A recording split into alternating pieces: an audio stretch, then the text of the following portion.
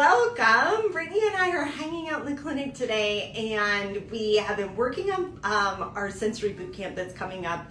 It starts on Friday, like very soon, and we wanted to share with you some of our favorite tools. And a part of this is really like a sneak peek into what we are going to be doing in our Sensory Bootcamp. So this will be really fun. We brought some things here to demonstrate. And also, I'm going to have to like move the camera around as we do some of these things. So just be aware from a vestibular standpoint what is happening. And by the way, if we haven't met, my name is Julie Hirschberg. I am a neurologic physical therapist, and I'm in our clinic right now. We're Re+active Therapy and Wellness. We're in El Segundo in California, and I get to be here with Brittany today. You have to introduce yourself, I guess. Brittany Kim. I'm an orthopedic physical therapist. That's what my specialty is, but I really have always had a love for ortho and neuro, and particularly like persistent pain and treating people with persistent pain. It's just really fascinating to see the overlaps between the nervous system, how it functions, and then also like all the different pain types and how you put that all together. So that's kind of my personal love. Yeah. And the sensory system's a big overlap of our loves of all things neuro, all things ortho, and just what we wanted to kind of do today is like how we might add a sensory layer. So this is really like we might be doing another task based on that person's goal, but they have some sensory nervous system dysregulation, they have sensory symptoms, they have pain, and how we might add that sensory layer. So we were going to kind of share some of our favorite pieces, and I see, please, this is actually an intervention on us with sensory tricks. Okay, Mike.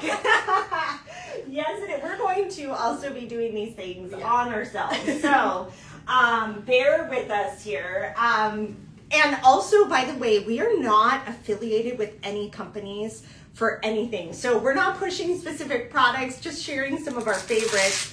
This happens to be one of my favorites. So I'll share how you might add this to another task for somebody with dizziness. And I would say where I have used this the most is in dizziness, cervical dystonia, concussion, and neck pain. And sometimes all of those things are together. That's the beauty of some of the sensory things is you're really kind of getting at the underlying issue.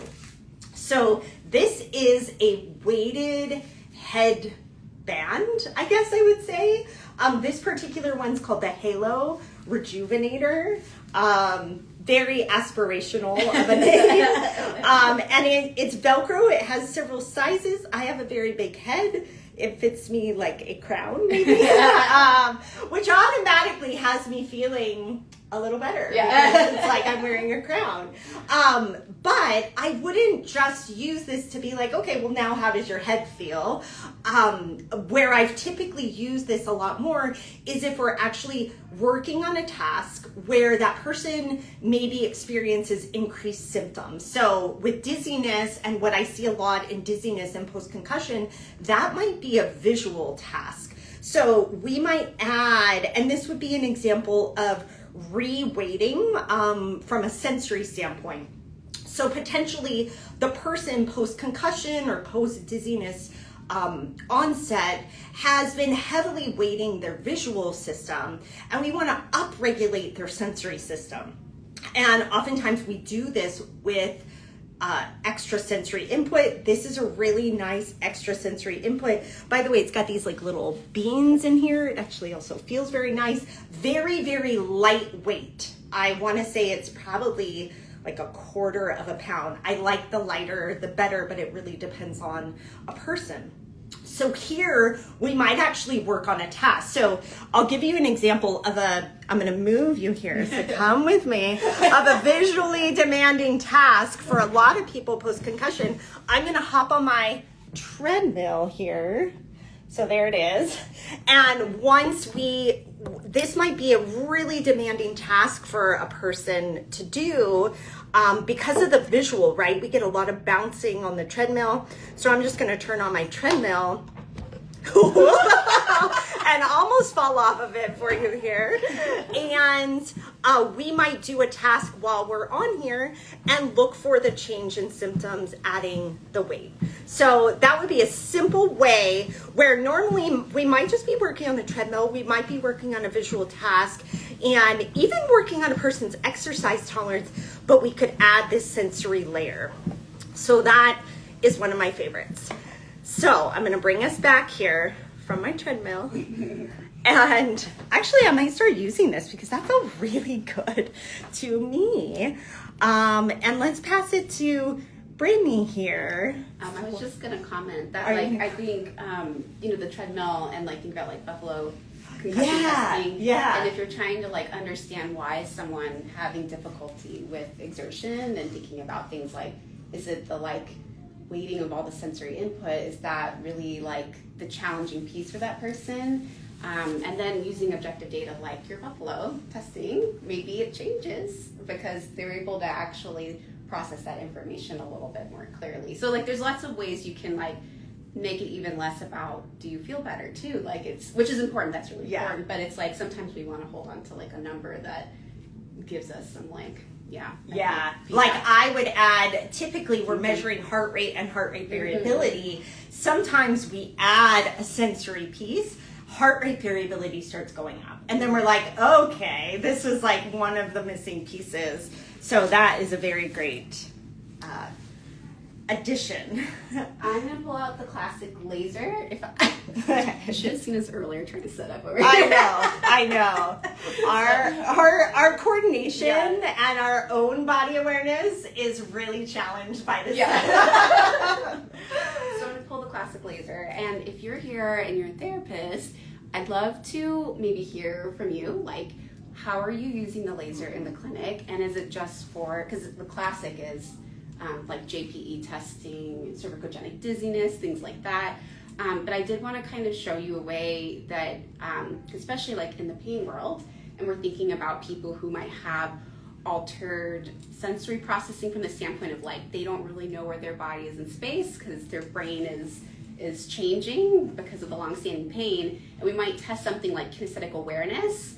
But then when it comes to the leg, I just really love having numbers and data and videos to show people so that they understand, oh, that's why I can't move my leg the way I want to, or oh, that's why I have no idea where I am in space, or my leg doesn't feel like my own, is because it's just not connected well. So I wanted to show a version for the hip that you can kind of do, and you can use it as maybe it's your new JPE assessment, but it's for the hip, and you just set it up, standardize it for yourself, or it's also for training and treatment. Maybe we could go this way, Julia. Yeah. Okay, so you just need your usual headlamp laser, and then you can get really creative. I'm going to show something that's kind of straightforward, but you can get really creative with the functional tasks that you want to do. I'm going to just kind of guess, and then what I might choose to do is when I set up the laser, some of these lasers do come with a strap that will wrap around the leg. I'm just going to quickly tape it on for myself, and then we'll kind of set it up. And a big part of what I love about, as an orthopedic therapist, in which a thing that I feel like a lot of us who are orthopedic therapists might be missing out on is the sensory feedback piece for motor control. We're talking about kinesthetic awareness and kind of a brain retraining approach, but when we're thinking about motor control, being able to have the sensory feedback, input, and knowledge is really important to be able to produce the appropriate motor control output. Okay, I don't want to blind you with the laser, so I'm going to turn. So what I might have someone do, and this is where I'm going to have to set myself up to kind of reach for the target, but I might do something where it's I have their eyes closed, and then, depending on their balance or whatever, I might have them do a hip movement, and then maybe we're going to set the target to can you hit that target So we'd like reset our target or that high point. Can we hit that target as many times as you can? So you're like reproducing the movement, and then with their eyes closed, they're gonna try to do it. Let's see how good I am. How good you are. Please don't put Did I do a good job? Yeah. Are really your eyes closed? My eyes were closed. Oh, Did I that hit was it? pretty good. Let's try it again. Okay, wait. Okay. Did I hit it? Almost. Okay, almost. that was from like a memory. Yeah. But you can gamify it, right? And you can film people to see like how many times they got it right, and use this as like, yeah, it's an external focus, but it's also creating more like body awareness of how someone's moving in space. Not limited to people with pain, not limited to the neck, not limited, to anything. It's really about getting the sensory feedback that you want to produce the like functional outcome that you want. Okay, I think that's like a good. Yeah. Did anybody have any like ways they like using the laser or yeah. questions or? Yeah, let me go through here. Yeah. Tommy Jackson said, I was just diagnosed with FND a week ago. They recommend your Instagram to help cope with it. Just welcome. The next thing I'm going to talk about is a little sensory thing that I love for FND, but I just want to say welcome. We share a lot of stories about FND. Oh yeah, Madison says we use it a lot for cervical dystonia, then have them do mazes in target practice. Yes, Amy has said too, it helped with a patient with dystonia a lot. He wore it while reading to his young son. That's so cute. Oh, that's lovely. That's lovely. Yeah, cervical dystonia. Lots of these. I wish I will tell you, I like handmade some of like these things before. I also, when I first got the laser, I never took it off of the head. Like that's all I knew. And it's been really fun to put it on other things. Madison is asking, do you ever use it on the foot for dorsiflexion and plantar flexion? Why not? Absolutely. Yeah. And when in doubt, I secure it with tape. Yeah. Just like we all created like little bins for us of all of our tools, and tape is a number one thing because you could tape anything to anything to make it helpful. So yeah, that's great. I love to hear that people are using things. And the other thing I was going to say, one of the things that I love, even for all of these tools, is with a person who maybe has some impaired kinesthetic awareness due to hypermobility. So maybe they have EDS or hypermobility spectrum disorder, and that joint proprioception and that feedback to the brain is just off because they're not getting really, really accurate data. This type of training with the lasers and even adding extra weight, or what I'm going to show with joint compression, can be really helpful for improving that feedback to the brain. So this is the next one. I've gotten so many people on Instagram have actually asked for a link to this. It is from Amazon. The company is called Geno, perhaps. Again, not affiliated. It was just something we happened to find.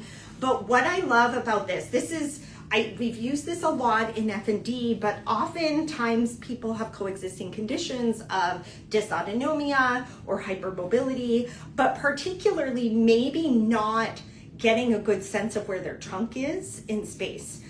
Maybe that manifests with dizziness or balance or even pain. This has a full like hard boning for trunk support, and you can wear it. Let's see how good I am at this.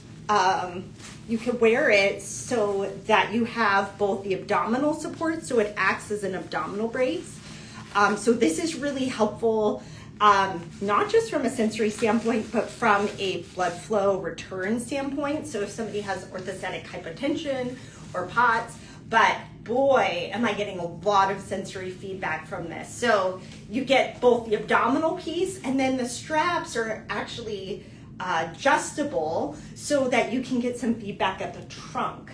I'm going to say, I know we weren't making this about Parkinson's, but this is also one of my favorites for somebody who's wanting a little extra input from a posture standpoint, it's a lot of good sensory feedback to the body. I would love to see that in some with camptocormia and like with maybe like a dysautonomia feature too. Yes. Yeah. Mm-hmm. Yeah. So Brittany and I have like nerded out on camptocormia before, or Pisa syndrome and Parkinson's, where that person has a forward posture. Maybe there's also a autonomic orthostatic hypotension component to that. And we have used all kinds of postural supports for that. And I think this was something that I want to say maybe we just discovered this particular one in the last year, but even adding weight to this in the back. So this is the lovely thing about all of you creative therapists, like, okay, heck, like let's strap on the halo back here, a nice little added weight for somebody to give them some more feedback about what is upright. Heck, we could put all of the things on at once. Like I might throw also the laser headlamp on there as an external focus feedback for head position. So it's kind of like a one-man band around here if we wanted it. A kazoo for yes, why not add a kazoo? But mostly I just mainly messed up my hair here. Judy is asking, what is this called again? So we'll just at the end here we'll give all the names of things. By the way, none of these are like the fix-all for everybody. This really comes from a good sensory assessment to know what a person needs. And then, you know, some of it is trial and error, but it is really nice to have some sort of objective measure to see not only does the person feel better, but are they moving better, right? Like do a 10-meter walk pre and post. Do a how long can they read before they have dizziness. So it's really nice to test this out. But this one was called the Fit Geno, and it's a combination of a postural support and an abdominal binder. Erin's asking, have you seen it used in patients with ataxia?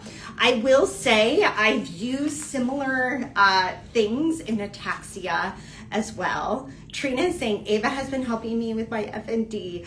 Oh, and the one thing I found useful is an ankle weight. Yes, so it can be very as simple as an ankle weight or even a little bean bag on the foot. It doesn't have to be really fancy or expensive, and none of these items are. And in fact, maybe this last one, the most inexpensive, because it's definitely something you have in the clinic. So this came from this morning, right, yeah. Brittany? I'm going to bring you down. We're going. Here we are. We're coming it's down like when to you the do floor. the elevator trick Yeah. behind the desk or something. Okay, so I'm going to take kind of a pretty, I'm going to say overused exercise. Maybe it's kind of boring, but we're going to reframe it from a sensory context. So this morning I had someone with lumbar stenosis, and we were able to confirm that basically the reason why they were having so much trouble with walking was that in terminal stance they were going into extension, and then they were just obligated into more lumbar spine extension because they were a little bit tight in their hip flexors. We worked on that, and that was helpful, but there's still some motor control training related issues where anytime this person is extending, then their lumbar spine is also extending, and that just kind of is reproducing their symptoms. So we're trying to think, like this morning I was like, how could I help improve someone's motor control in being able to do hip extension without getting that obligatory lumbar spine extension and all that rotation. And so I think this is kind of like a basic orthopedic concept, and we might try things like the foam roll on the back or these other types of external cues, but I wanted to pull in some more body awareness. I wanted to pull in some more sensory input to help this person be able to achieve the motor output that they needed. So it's giving strong sensory feedback and strong sensory body orientation in space. And so I'm going to show you an exercise that if you just watch this video, you'd be like, that's the most boring exercise in the world. But it dramatically improved their ability to do the task that we wanted to be able to do. So I'm going to exaggerate what we were seeing. So while this person was doing basically kind of like just the leg version of the bird dog, as they were extending, they were getting a lot of like lumbar spine extension and a lot of this rotation. And that was the same movement we were appreciating in gaits. So I wanted to start kind of retraining that. We tried a bunch of different things and decided to pull a ball out and being in that quadruped position. And what's nice is this also allows people to relax a little. Sometimes when people have long-standing pain, they overbrace and they guard and they're just doing a lot of different things. The only 2 cues I gave this person was I want you to keep like basically your hips in contact with the ball. So I wanted them to really feel how the ball was against their tummy, against their pelvis, and I wanted them to keep contact with the ball. And then I just didn't want the ball to roll in any direction. The ball just had to be centered. So I'm using external focus. And then I had them lift the leg behind. Sorry, there's like something behind me there, but this is gonna be harder because I have tight hip flexors myself. So be in contact with the ball and then lift. And you can see that if I'm forced to get that feeling of the ball on my pelvis and my belly, if I lift, it's gone, the contact's gone, and that enables me to kind of keep me from having to like extend my back to lift my leg. So yeah, not the most exciting exercise in the world, but I think the reason why we wanted to show this to you today is that you have to think about things from the understanding of how the brain processes sensory information. And your goal in this case for me was I wanted to produce a better motor output, and I recognized that this person had difficulty even sensing where their body was in space. So I gave a lot of sensory support by basically mapping that out and then applying it to task. And then someone is saying that it is the most exciting exercise. I know, I'm sorry. I just like, well, Julie and I, we always come up with like the most silliest exercises and like wild things. So, but I also feel like simple is always best. Yes. And then adding in the sensory layer really is like the cherry on top. Because now this person doesn't have to sit there and go like, I have to pat my head, rub my tummy, juggle 10 different things. They just do the task and they focus on getting that contact. So yeah, I hope that's helpful for some of you to kind of rethink and reimagine some of your classic exercises, maybe we'll call them. Your classic exercises. And something I didn't mention now that we're hanging out on the floor here was, when it comes to adding the sensory layer, it's not just like, well, we're doing sensory things to do sensory things. I think when I started, I might have been thinking that way. I'm not going to lie, because I was like, well, it seems like something's off here. So let me like throw a few sensory things on. And luckily, I would say my like thought process has evolved as I both test the sensory system, but then I'm really looking at like, what is that person's goal? And I think you like described it so beautifully. This person was trying to walk, right? Like a very simple task, and you analyzed like the mechanical components and then looking at adding the sensory piece to a task to kind of gain that control. Similarly, if we're adding the laser lamp or a weight or a brace, we're not just like, well, let's just try a brace and see how things go. Oftentimes, I wanted to share with you, because we didn't really do a task with this, is I'm looking at the person who can't brush their teeth, right? And so, or just can't stand upright.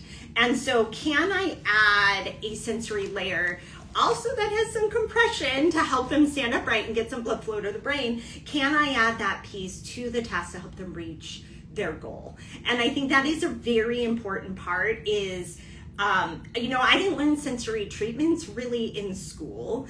And sometimes they feel like off in this bubble of like sensory land, but they're really not. I mean, sensory land is a really lovely place to be, but they really are connected to what we're helping that person to achieve in their everyday life, in a particular task. But always coming back to that really helps us to hone in on like, did we help them reach that goal? And I think that helps us as clinicians to not just feel like we're throwing every type of sensory thing at a person to see what sticks, which can feel a little unnerving as a therapist, right? And there is like another comment here. Can be boring from our perspective, but it helps the patient if it helps a patient, it can be a world changer for them and bring a lot of joy and enthusiasm. Yeah, that's a really, really great point. And especially, like, I know you tried this morning and it was like, oh, like, no pain, right? And like, oh, walking's already better, standing's already better. So yeah, you're right. It could be boring. We tend to also like to add the fun layer to things too. It'd be totally fine if you did that, but set it to your favorite song, right? Like, you can add a whole nother layer. We really wanted to focus on that sensory layer today and give you some very specific tools and give you a sneak peek of what it's like to do boot camp with us. So to our fellow clinicians, we start boot camp on Friday. I did want to let you know that we record all of our boot camp sessions, because I heard from many of you of like, I can't make it live, I have a wedding, or I have this. We start on Friday, and they're recorded, and they're going to be recorded and up for 2 weeks. Yes, so right? the recordings will expire on May 8th when the boot camp officially ends, and that's just so, like, if we want to reboot the boot camp, the sensory boot camp, we can update it so it has more of the updated literature. And then also part of it is we want you to have a deadline, because otherwise it just sits on your dusty shelf, your virtual shelf. Yes. And so this is a really nice way to make sure that you're actually like taking advantage of what you signed up for. So so you'll have access. The moment we'll like have the live session, we'll record it. I'll be the one that posts it right away, and then so you'll have access as soon as the recording is. I can edit and update it, and then that will just live there inside the boot camp homepage until May 8th. Yeah, May 8th it expires. Yeah. And we are just doing this. Somebody else asked, like, when is this happening again? Like, next year. So, like, we really decided to do this type of training once a year so that we can pour everything into it.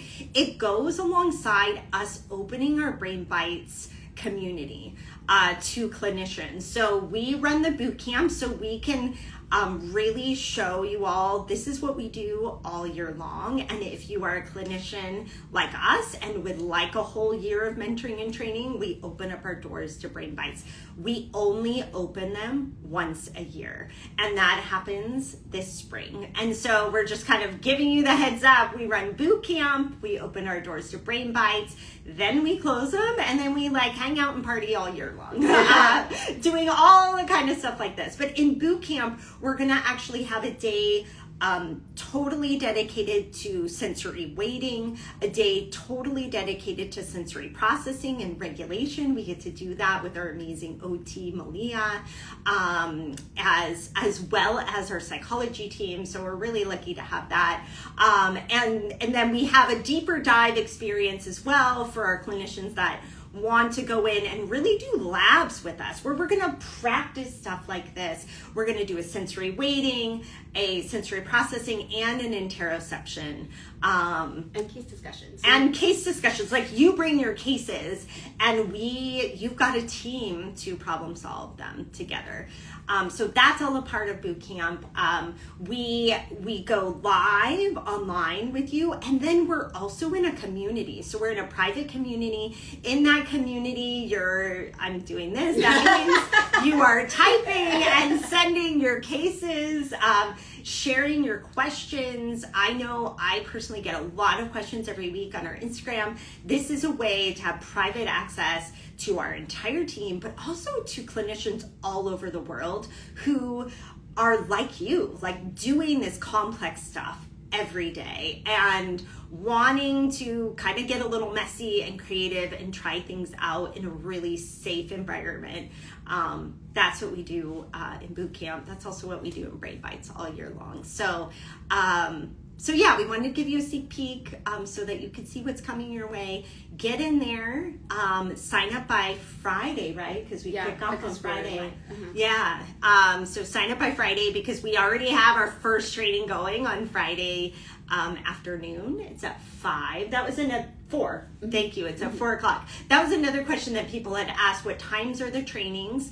And so they're generally at 4 or 5 p.m. Pacific time. So they're in the evening. I think we have one training at noon or 12:30 during the day. But they're recorded. So if you can't come at that exact time live, you can catch the recording. But we're giving you specific action steps to take to practice. And I think that's a really important, that's why it's called a boot camp. It's like not meant to be like, let me just like observe. It's like, let's get in there and do this thing. Because we know in doing is where you build your confidence and really make differences with your patients. There was another comment in here I just wanted to go back to. I think it was from Tommy Jackson.